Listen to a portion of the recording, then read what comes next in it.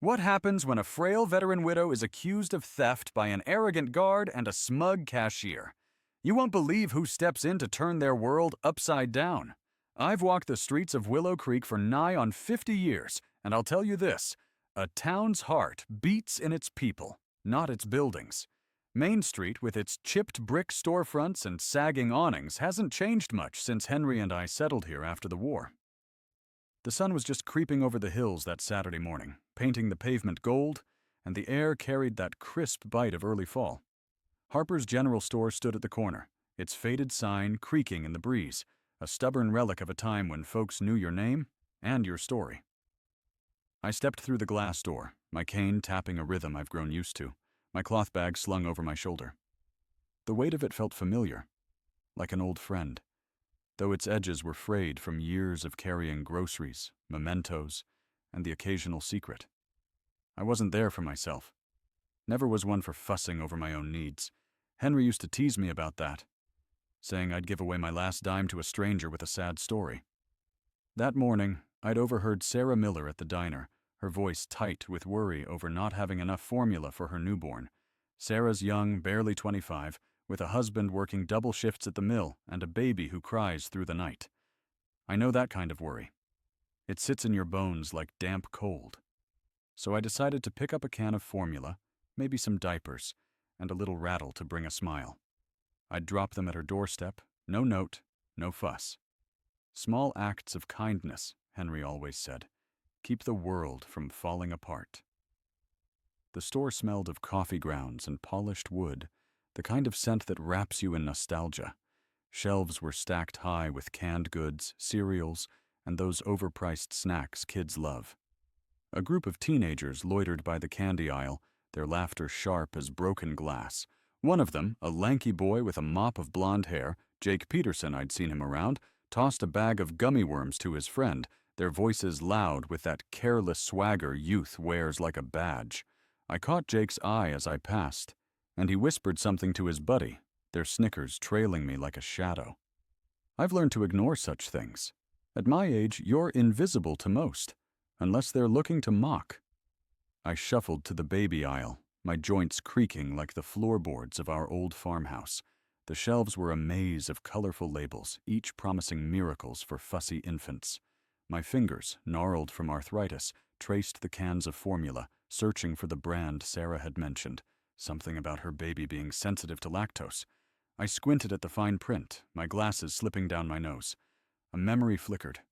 Me, 30 years younger, reading medical charts under a flickering bulb in a field hospital, the air thick with the stench of antiseptic and fear. I pushed it aside. No use dwelling on the past when there's work to be done. I picked a can of formula, a pack of diapers, and a soft rattle shaped like a bunny. The rattle made me smile. Henry would have called it frivolous, but he'd have bought it himself, grinning like a fool. I tucked the items into my bag, calculating the cost in my head. Cash, always cash. Cards are fine for some, but I like the feel of bills, the weight of coins. They remind me of a time when $1 meant something, when Henry and I scraped by on his pension and my nursing wages. The checkout line was a beast, snaking past the magazine racks and gum displays. Brittany Harper, the owner's daughter, manned the register, her manicured nails clicking like impatient beetles. She was young, maybe 20, with a face that could have been pretty if it wasn't set in a permanent scowl. Behind her stood Carl Bennett, the security guard, his arms crossed like a bouncer at a bar. His eyes scanned the crowd, cold and unyielding, as if we were all potential thieves. I've seen men like Carl before, petty tyrants who think a badge or a title gives them the right to lord over others. I kept my head down, clutching my bag, and waited my turn. The line crawled, and the teenagers behind me grew louder, their voices grating. Jake bumped into me as he gestured wildly about some video on his phone, and my cane wobbled, the formula can slipping from my grip. It hit the floor with a dull thud, rolling under a display. I froze, my heart lurching, not from the fall, but from the sudden weight of eyes on me. The store seemed to hold its breath, waiting for me to falter.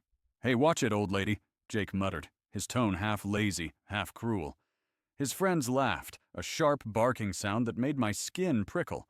I bent slowly, my knees protesting, and retrieved the can. No one offered to help. I straightened, my breath catching, and met Jake's gaze. He smirked, unbothered, and I thought of the boys I'd patched up in '68. Cocky kids who learned too late that life doesn't care about your bravado. At the counter, Brittany barely glanced up. "Cash or card?" she snapped, her voice flat as the linoleum floor. "Cash," I said, my voice quieter than I meant. I reached into my coat, pulling out my wallet, its leather worn soft from years of use. My fingers fumbled with the bills, trembling more than I'd like to admit. Arthritis is a cruel companion, slowing you down when you most want to move with purpose. The line behind me shifted, impatient murmurs rising like a tide. "Come on, hurry up!" Jake called, loud enough to turn heads. "Some of us have places to be, Grandma." Brittany sighed, loud and theatrical, snatching the bills from my hand. "You know, you could have used a card like normal people," she said, her voice dripping with disdain. "This isn't the 1950s, you know." I pressed my lips together, swallowing the retort that rose like bile. I've faced worse than a spoiled girl with a chip on her shoulder. Enemy fire, dying soldiers, Henry's screams in the night. But her words stung, a reminder of how the world sees me now. A frail old woman, out of place, out of time. I tucked the formula, diapers, and rattle into my bag, my movement slow but deliberate, each item a small defiance. As I turned to leave, Carl stepped forward, his bulk blocking my path like a wall. "Hold up," he said, his voice a low growl. "I need to check that bag." I blinked, my heart thudding. "I paid for everything," I said, keeping my voice steady. I opened the bag, showing the receipt. Its ink smudged but legible. Carl's eyes narrowed, his jaw tight. "We've had shoplifting issues," he said, loud enough for the whole line to hear. Heads turned, whispers slithering through the crowd like snakes. Old folks think they can slip stuff past us because no one's watching. The accusation hit me like a slap, hot and sharp. My cheeks burned, but I held his gaze, my cane grounded like an anchor. "I'm no thief," I said, my voice low but clear. "Check the bag if you must." He reached in, his hands rough, pulling out the rattle and tossing it onto the counter like it was trash. The teenagers snickered, and Jake's voice cut through. "Bet she's hiding something. Look at her, all sneaky." Brittany leaned forward, her smirk sharp as a blade. "If you can't afford stuff, just say so. No need to cause a scene." I wanted to laugh, a bitter, hollow sound. Afford it? I've paid for more than they'll ever know. Sleepless nights, blood-stained bandages, a husband who never came home whole. But I held my tongue, my dignity a shield. "I've paid," I repeated, my voice carrying a strength I hadn't felt in years. "I'd like to leave." Carl shook his head, his eyes cold. "Not until I'm sure. You're holding up the line, lady." He gestured toward the door. "Step aside, or I'll escort you out." The crowd's whispers grew louder, some sympathetic, others impatient. I saw Karen Davis, a woman from church, start to speak, but Carl's glare silenced her. Jake's laughter rang out, a cruel echo, and I felt the weight of every eye in the store. I've faced worse, mortars, chaos, death. But this public shaming in my own town, clawed at something deep. I wanted to tell them who I was, what I'd done, but the words stuck, heavy as lead. "I'm not a thief," I said again, my voice cutting through the noise. "And I won't be treated like one." Carl scoffed, grabbing my arm, not hard but firm enough to make my cane wobble. "Out, now!" He steered me toward the door, the crowd parting like a sea.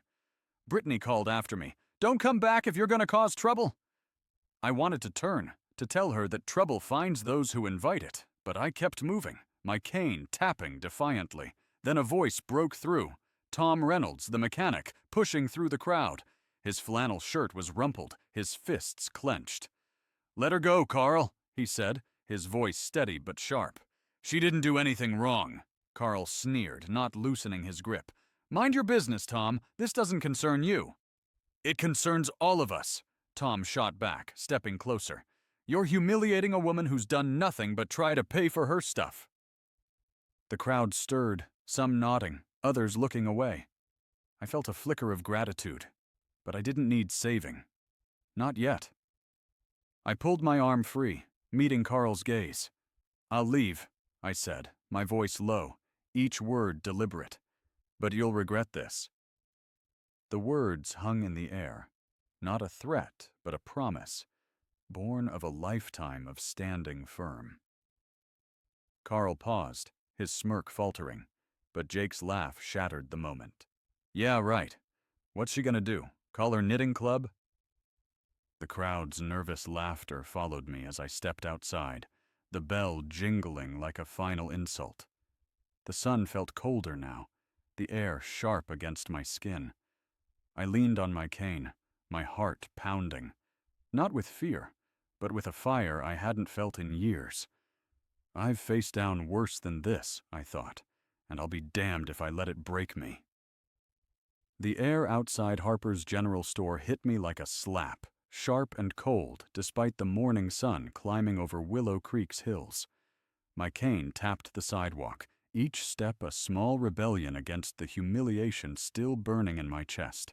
That bell above the door, its jingle still rang in my ears, a mocking little tune that followed me out like a jeer. My cloth bag, heavy with the formula, diapers, and rattle I'd fought to buy, swung against my hip, a reminder of why I'd gone in there in the first place. For Sarah Miller, for her baby, for the kind of quiet kindness Henry and I had always believed in. But now, standing on Main Street with the weight of a dozen judging eyes still on me, that kindness felt like a fool's errand. The street was alive with the usual Saturday hum, delivery trucks rattling past, their exhaust mingling with the scent of fresh bread from the bakery. Kids on bicycles wove through the crowd, their laughter high and carefree, a stark contrast to the knot in my stomach. I glanced across the road at the diner, its neon sign flickering like a tired heartbeat. I'd meant to drop off the bag at Sarah's doorstep after a quick coffee, but the scene in the store had stripped away that simple plan. Carl Bennett's grip on my arm lingered like a phantom ache, though he hadn't been rough. Not physically. It was his words, his assumption that I was some doddering old thief, that cut deepest, and Brittany Harper's smirk, sharp as a razor, slicing through what little patience I had left. I've seen worse, I told myself. I've stitched up boys younger than Brittany under gunfire, their blood soaking my hands while I whispered promises I wasn't sure I could keep. I've held Henry through nights when his dreams dragged him back to jungles he'd never escaped. But this public shaming in a store I've shopped at for decades, felt like a betrayal of everything Willow Creek once stood for. I tightened my grip on my cane, my knuckles pale, and started toward the diner, one foot in front of the other. "Eleanor, that's how you've always done it." "Mrs. Thompson, wait up!" The voice broke through my thoughts, rough but warm, like gravel smoothed by a river. I turned to see Tom Reynolds jogging toward me, his flannel shirt flapping, his work boots scuffing the pavement. His face was flushed, a mix of anger and something softer. Concern, maybe. Tom's a good man, a mechanic who'd fixed my old Buick more times than I could count, always with a quiet nod and no charge for the small stuff. He slowed to match my pace, his breath coming in short puffs. "You all right?" he asked, his eyes searching mine. "What happened in there was a disgrace. I should have done more, said more. I'm sorry." I managed a small smile, though it felt brittle. "You did plenty, Tom. More than most would have." I glanced back at the store, its glass door catching the sunlight like a taunt. "I've faced worse. Doesn't make it right, though." Tom's jaw tightened, his hands balling into fists. "Carl's a bully. Always has been. And Brittany, she's got no business treating you like that. I'm going to George Harper about this. He needs to know what's going on in his own store." I nodded, but my heart wasn't in it. George was a decent man, ran the store fair enough, but he doted on Brittany like she was the sun itself, and Carl was his right hand. Talking to him might stir the pot, but I wasn't sure it'd change much. I've learned that some fights aren't won with words. They're won with time with resolve, with the kind of quiet strength that outlasts petty cruelty. Still, Tom's fire warmed me, reminded me there were still folks in this town who cared. As we walked, a crowd began to gather outside the store, drawn by the drama like moths to a porch light. Karen Davis, a church friend with a nervous smile and a purse she clutched like a lifeline, hurried toward us. Her face was pale, her eyes darting between me and the store. "Eleanor, I'm so sorry," she said, her voice trembling like a leaf in a storm. "I should have spoken up in there. Carl's just... he's intimidating, you know?" "I know, Karen," I said, my tone softer than I felt. "It's not on you." But it was, a little. I've seen fear silence good people before, folks who'd rather look away than stand up. I don't blame them. Not really. Fear's a powerful thing, and I've felt its grip myself, though I learned long ago to push through it. Not everyone was so kind. Jake Peterson and his pack of friends spilled out onto the sidewalk, their laughter cutting through the morning air. Jake, holding a soda can like it was a trophy, pointed at me. "Hey, Grandma, better check your bag before you steal something else." His buddies howled, and a few passers-by smirked, caught up in the cruelty of youth. I've seen that kind before. Boys who think the world's theirs to mock, who haven't yet learned that life has a way of humbling you. I kept walking, my head high, but my fingers tightened around my cane. Oh, to be young and think you're untouchable, I thought, a wry smile tugging at my lips. I'd patched up boys like Jake, their bravado bleeding out on a cot while they begged for their mothers. Time would teach him, one way or another. Tom spun around, his face red. "Knock it off, Jake," he shouted, his voice carrying over the street. "Show some damn respect." Jake just grinned, tossing his soda can into a trash bin with a clang that echoed like a gunshot. "Respect? For her? She's just some old lady stirring up trouble." I didn't turn back. Let him laugh, I thought. Boys like that always laugh until they don't. But the words stung. A reminder of how the world sees me now. A frail shadow, not the woman who once carried soldiers to safety under a hail of bullets. I pushed the thought down, focusing on the diner's sign ahead, its promise of warmth and coffee a small comfort. Then a new sound stopped me, a low wail like a warning. A police cruiser pulled up in front of the store, its lights flashing silently, cutting through the crowd like a blade. 2 officers stepped out. Mike Sullivan, a burly man with a notepad and a no-nonsense air, and Lisa Carter, a younger officer I'd met at a town picnic, her radio crackling at her hip. Carl emerged from the store, his arms gesturing wildly, his voice loud enough to carry. Brittany stood in the doorway, her arms crossed, a smirk playing on her lips like she'd won something. Tom's eyes narrowed. "What the hell now?" he muttered. He turned to me, his voice low. "Stay here, Mrs. Thompson. I'll see what's going on." I shook my head, my cane tapping firmly. "No, Tom, I don't hide." If they were calling the police over a can of formula, I'd face it square. I turned back toward the store, each step a quiet defiance, my bag swinging heavy against my side. As I approached, Carl's voice boomed. "She was acting suspicious, officer. Wouldn't let me check her bag properly. I've got a right to protect the store." Mike Sullivan scribbled in his notepad, his face unreadable. "And you're saying she threatened you?" "Not exactly," Carl said, shifting his weight, his confidence wavering. "But she said I'd regret it." "That's a threat, ain't it?" Brittany piped up, her voice sharp as a whip. "She was holding up the line, fumbling with cash like she didn't know what she was doing. Got all defensive when we called her out." I stopped a few feet away, the crowd parting like a curtain. Lisa Carter's eyes widened when she saw me. "Mrs. Thompson? Is that you?" "Yes, Lisa," I said, my voice steady despite the fire in my chest. "I bought formula, diapers, and a rattle. Paid in cash. Got the receipt right here. But Mr. Bennett decided I was a thief." The crowd murmured, and Karen stepped forward, her voice stronger now. "It's true, officer. I saw it all. She didn't do a thing wrong." Carl's face reddened, his hands clenching. "She was acting shady. You don't know what she might have slipped in that bag. Jake, still lurking with his friends, called out, "Yeah, check her. Bet she's got half the store in there." His laughter rang out, but the crowd's mood was shifting. I saw Ray Coleman, who runs the hardware store, shake his head, his face tight with disapproval. A few older folks whispered, their expressions darkening. Sullivan sighed, rubbing his temple like he'd rather be anywhere else. "All right, Mrs. Thompson, can we see the bag?" I handed it over, my eyes locked on his. He rummaged through, pulling out the formula, diapers, and rattle, then checked the receipt. "Everything matches," he said, handing it back. "Looks like a misunderstanding." "Misunderstanding?" Tom snapped, stepping forward. "They humiliated her in front of everyone, accused her of stealing when she was just trying to help someone." Lisa frowned, her gaze shifting to Carl. "You sure you needed to escalate this, Bennett? She's got her receipt." Carl crossed his arms, defiant. "I'm doing my job. You don't know what people are capable of." I felt a laugh bubble up, bitter and sharp, but I swallowed it.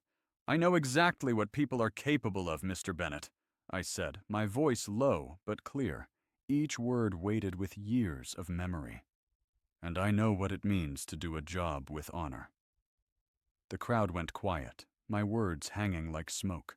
Carl opened his mouth, but something in my eyes, maybe the ghost of battles fought long ago, made him pause. For a moment no one spoke. Then Brittany broke the silence, her voice dripping with sarcasm. "Oh, please, spare us the lecture. If you're so honorable, why'd you make such a fuss?" I wanted to tell her that fuss is what happens when you push a woman who's carried more than her share. But I held my tongue, my dignity a shield. Ray Coleman spoke up, his voice steady. "Brittany, maybe you should cool it. Mrs. Thompson's been coming to this store longer than you've been alive." Brittany rolled her eyes, but the crowd was turning. Linda Hayes, the school teacher, pushed through, her face flushed. "This is outrageous," she said. "Eleanor's one of the kindest people in this town. You owe her an apology." Carl scoffed, but Sullivan raised a hand. "All right, everyone, let's calm down.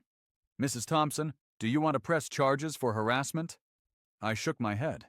"No, officer. I just want to go about my day." But my heart wasn't calm. I felt the weight of every stare, every whisper, and I knew this wasn't over. As the officers turned to leave, Jake tossed another taunt. "Guess she got lucky this time. Better watch her next time she's in the store." I turned, my eyes locking onto his. "Be careful what you wish for, young man," I said, my voice low, carrying the weight of a lifetime. His smirk faltered, and for a moment the crowd was silent. I walked toward the diner, Tom and Karen at my side, the bag heavy in my hand. Inside, I sat in a corner booth, my hands wrapped around a coffee Tom insisted on buying. The warmth steadied me, but my mind was a storm. I thought of Henry, of the promises we made, of the battles we fought, not just in war, but in the quiet moments of standing up for what's right. I wasn't done yet. The diner's warmth was a frail shield against the storm in my heart. I sat in a corner booth, my hands wrapped around a coffee mug that had gone cold, its bitter dregs mirroring the taste in my mouth. The checkered tablecloths and neon signs of Willow Creek's only diner blurred before my eyes.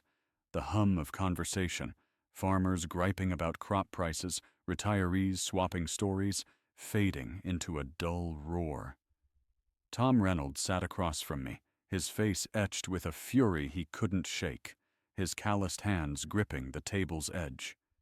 Karen Davis perched beside him, her nervous fingers twisting her purse strap, her eyes darting to me as if I might crumble. I wouldn't. I've held stronger things together under worse conditions. Soldiers' lives, Henry's broken spirit, my own resolve when the world seemed to turn its back. "You don't have to stay," I said, my voice steady despite the weight in my chest. "I'll manage, Tom. Always have." He shook his head, his jaw tight. "No way, Mrs. Thompson. What happened in that store was a damn disgrace. I'm not leaving you to deal with this alone." Karen nodded, her voice trembling like a reed in the wind. "He's right, Eleanor. This town's better than this. We can't let Carl and Brittany walk away thinking they're in the right. I offered a small smile, but it felt like lifting a boulder. Their support warmed me, but it couldn't erase the sting of being branded a thief in front of my neighbors. I've faced mortars, stitched wounds under flickering lanterns, held Henry through nights when his screams woke the stars. Yet here I was, in my own town, reduced to a spectacle for buying a can of formula. The injustice wasn't just personal. It was a betrayal of everything Henry and I had fought for, a reminder that the world moves on, forgetting those who built it. I set the mug down, my fingers brushing the worn leather wallet in my coat pocket. I pulled it out, opening it to the faded photograph inside. Me, young and fierce, my nurse's cap tilted, standing beside Henry in his dress uniform. His arm was around me, his smile bright despite the war in his eyes. We were at a military hospital in '68, the air thick with antiseptic and hope. Karen leaned forward, her breath catching. "Is that you and Mr. Thompson?" she asked, her voice soft as a prayer. I nodded, my fingers tracing the photo's edge, worn smooth by years of quiet moments. Met him during his second tour. Stubborn as a mule, but his heart was bigger than this whole damn town. My voice caught, thick with memory.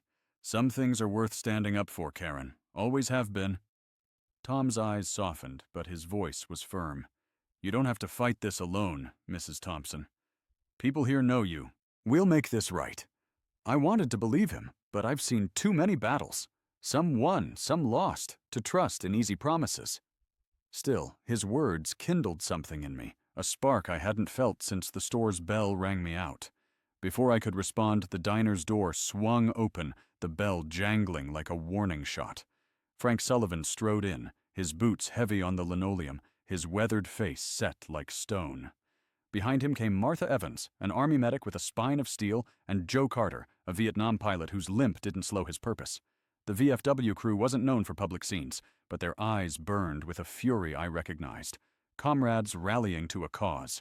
"Eleanor," Frank said, pulling up a chair, his voice gruff but warm, like a fire on a cold night.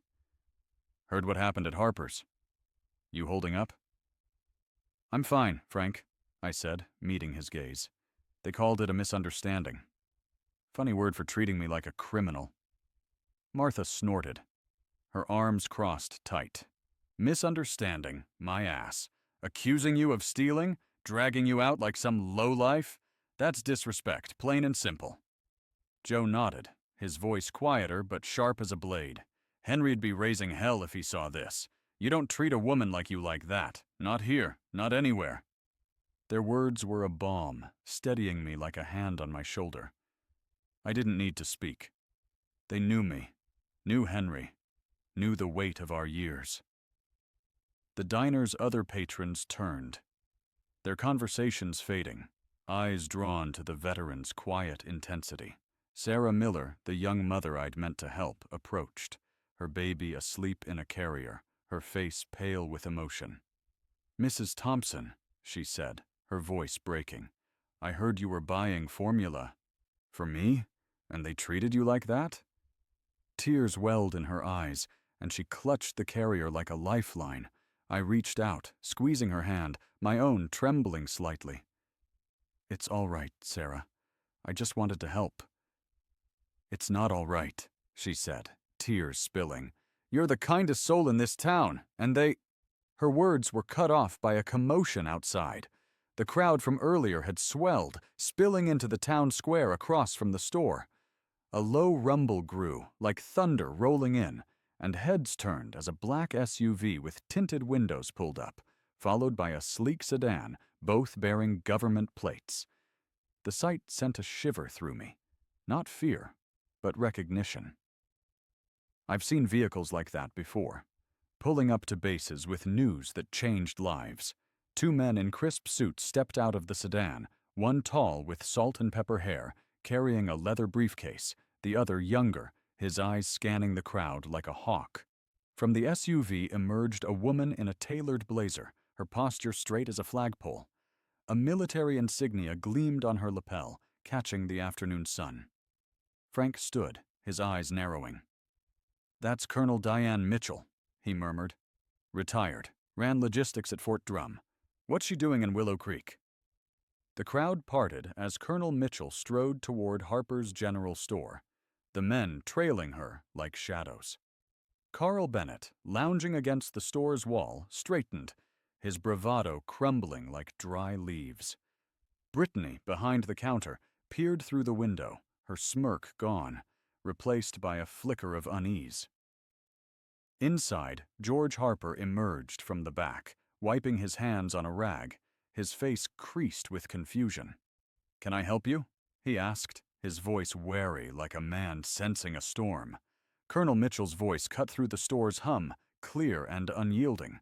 "I'm here about an incident this morning, involving Eleanor Thompson." George's face paled, his rag dropping to the counter. "Eleanor, what happened?" Before Carl could speak, the colonel raised a hand, her eyes pinning him like a bug. "I've spoken to witnesses. I want your side, and your staff's." Her gaze shifted to Brittany, who shrank back, her nails no longer clicking. Outside, the crowd grew, phones raised, whispers buzzing like bees. Jake Peterson and his friends lingered at the edge, their laughter silenced, their faces uneasy.